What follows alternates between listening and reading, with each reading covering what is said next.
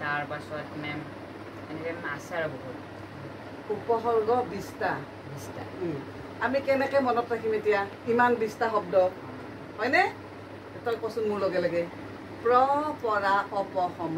প্ৰ পৰা অপসম। নি অব অনুনিৰ। নি অব অনুনিৰ। দূৰ বি অধিচু। দূৰ বি অধিচু। উৎ পৰি।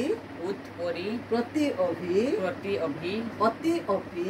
অতি অপি। উপ আ। উপ আ। এইকেইটা কি? উপসৰ্গ। কেনেকৈ মনত থাকিল মোৰ হয়নে? প্ৰ পৰা অপসম নি অব অনুনিৰ দূৰ বি অধিচু উৎ পৰি প্ৰতি অভি অতি অপি উপ আ। কচোন প্ৰ পৰা অপসম। প্ৰ পৰা অপসম। নি অব অনুনিৰ। নি অব অনুনিৰ। দূৰ বি অধিচু। দূৰ বি অধিচু। উৎ পৰি প্ৰতি অভি। উৎ পৰি অতি প্ৰভি।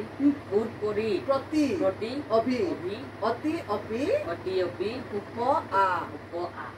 হ'ব এইটো মনত থাকিব এনেকৈ এনেকৈ ধুনীয়াকৈ তই কি কৰিব লাগিব মানে নিজৰ মতে আমি মনত কেনেকৈ ৰাখিম বস্তুটো যে আমাৰ নিজৰ নিয়ম মনত ৰখা নিয়মটো নিজে নিজে শিকি ল'ব নিজে নিজে ভাবিব লাগিব যে মোৰ কেনেকৈ মনত ৰাখে থাকিব হা তেনেকৈ মই প্ৰ পৰা অপসম নি অব অনুনিৰ দূৰ বি অধিচু উৎ পৰি প্ৰতি অভি অতি অপি উপ আ। মোৰ কেনেকৈ মনত থাকিল? নিজা কৌশল। এটা এইটো নিজা কৌশল।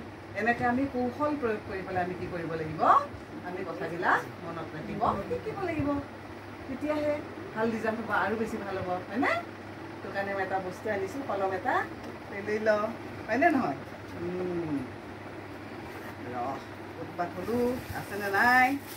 আছেনে নাই?